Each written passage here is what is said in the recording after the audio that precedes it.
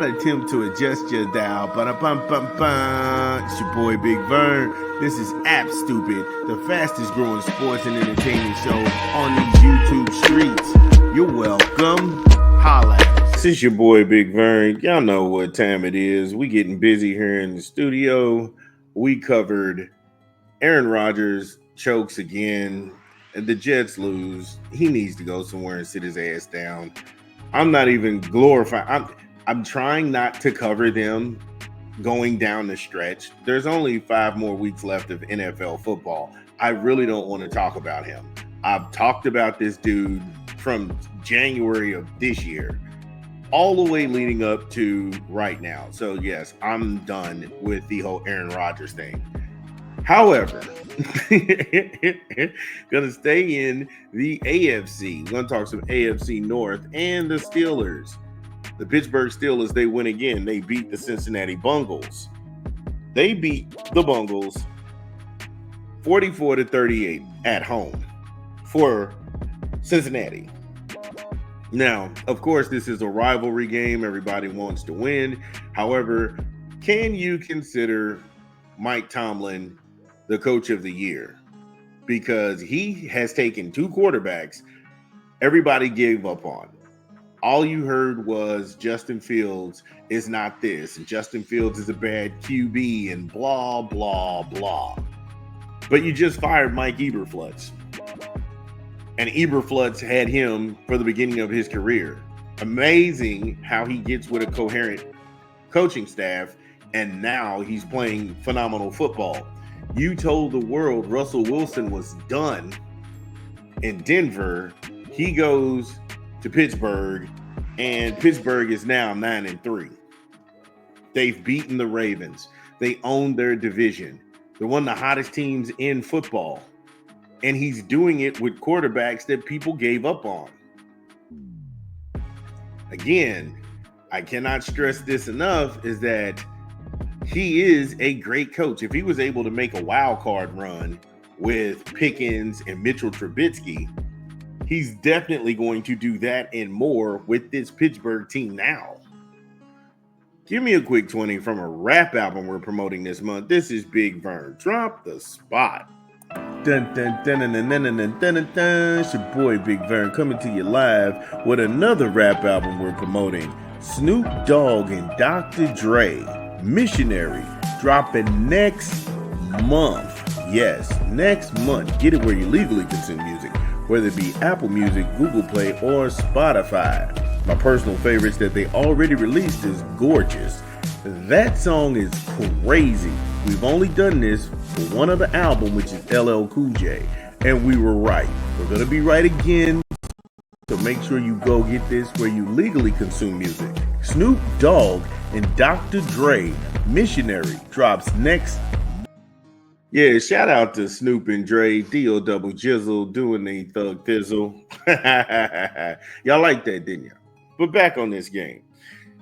The Pittsburgh Steelers passed for 410 yards through the air. That is insane. On a Cincinnati defense, I thought that was better than this. I thought the Cincinnati defense would hold better than this. And it was just like, wow. They got to Joe Burrow, sacked him 4 times. Everybody knows Burrow's coming back from injury. And it's different in football when you get hit, because now you start second guessing yourself. You start second guessing yourself in football because you know what that injury felt like and what you felt like after it. Was that something he could have shaken off? I don't know. But he threw a pick. Then we got fumbles all over the place. They couldn't hold on to the ball. One thing that stood out to me, if you're trying to win against a division rival and also one of the leaders in the AFC, you have to limit turnovers and penalties. The Bengals did none of that. They had 11 penalties for 101 yards. The Pittsburgh Steelers are a phenomenal football team, but you can't give any team that amount of penalties and think that they're not going to cash that check.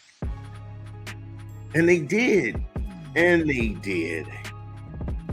Again, very efficient on both sides of the ball. First downs, 28-25. That could be a flick of a wrist. They Again, they wasn't just dialing up plays to dial up plays. The Pittsburgh Steelers had over 100 yards of rushing, so they controlled it on the ground. That's why you have the time of possession is dominated by the Pittsburgh Steelers. They get the ball, they hold on to the ball extremely long time. That keeps your offense from getting any kind of rhythm and getting in sync. That's the way the game is supposed to be played. It's a chessboard. They study that because the Cincinnati Bengals, they didn't have 100 yards rushing. They only had 93 yards rushing. They're not going to beat the good football teams in the NFL if you can't rush the rock on the ground. Give me a quick 20 from a rap album we're promoting this month. This is Big Vern. Drop the spot. It's your boy Big Vern coming to you with another rap album. Freddie Gibbs, You Only Die Once. In stores now. Get it where you legally consume music, whether it be Apple Music, Google Play, or Spotify. My personal favorite on the track so far, Cosmo Freestyle, Wolverine crazy, yo. Rabbit Island, It's Your Anniversary, that song crazy too. Yeah, Walk It Off, and On the Set. Freddie Gibbs, You Only Die Once. In stores now. Shout out to Freddie Gibb. Shout out to Freddie Gibb doing his thing. Like I say, I like the album. You Only Die Once. That's dope. How did this game shake out, though? Because they were in Cincinnati, and to open the quarter, you get this interception from Cam Taylor. He goes 51 yards to the house, a pick six.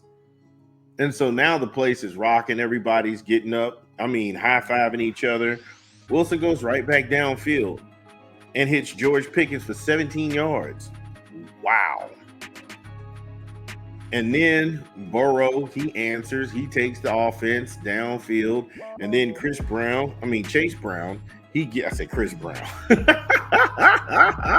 I must got Chris on the brain. I was listening to his album and stuff. And so, yeah, I got Chris on the brain. Anyway, shout out to Chris. But you have Chase Brown. He gets that 1 yard run in, and now it's 17-14. That's at the end of the first quarter.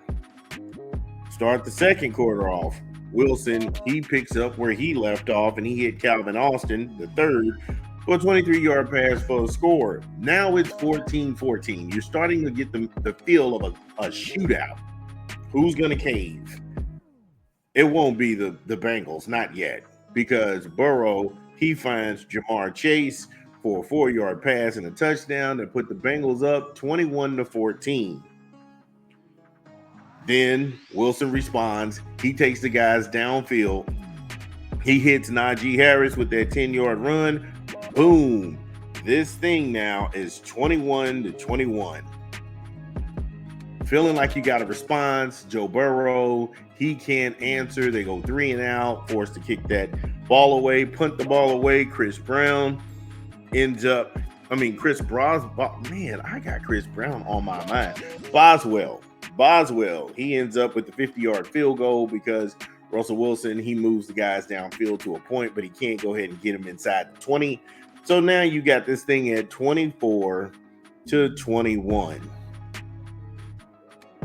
Burrow can't answer the call again. They go 3 and out. They punt the ball away. Wilson, he had a better, I would say he had a better offensive set in this package now to get him downfield, but he couldn't get them inside the 20.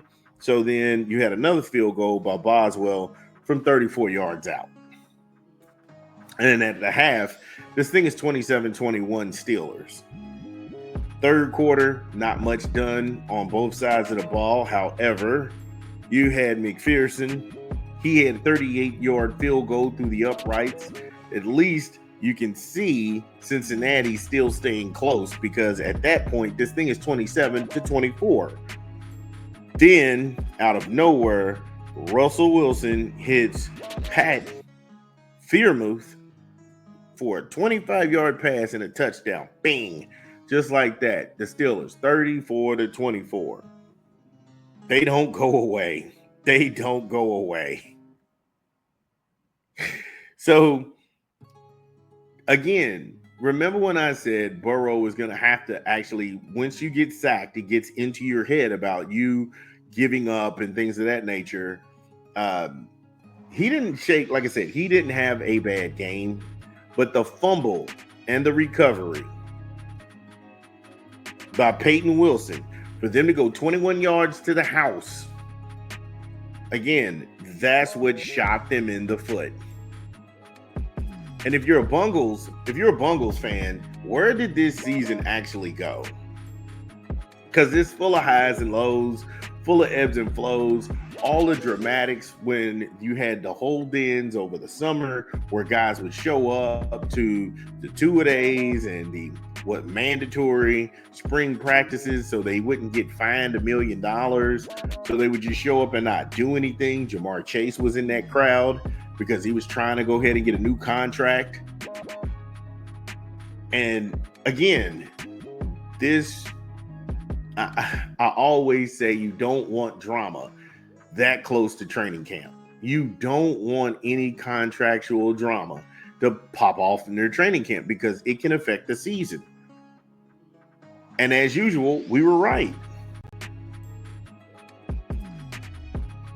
Then to get this thing as close as possible, Russell was not able to cash the check again, which led to a field goal from Boswell, and that made it 44-31. Now that's after Joe Burrow throws that 1-yard pass to T. Higgins, and then that was 41-31. So they were still down by 2 scores, and with 3 minutes and 53 seconds left, Boswell, he kicks the field goal through the uprights, and that's what made it 44-31. So inside that 2-minute drill, that's when Joe Burrow threw the 3-yard pass to Andre Lovas, and that's the game. That's the game. So in garbage time, they were trying to get minutes, but this thing was over. 44-31 was the real score. There was, like I said, Mike Tomlin, he's too good of a coach to lose a double-digit lead and let you all put this in overtime. So if you are in Steeler Nation, Steeler Country, and you got yourself a terrible towel, get in the comments. Let me know. Is Mike Tomlin the coach of the year? Is he the coach of the year? This is Big Vern. We'll be back.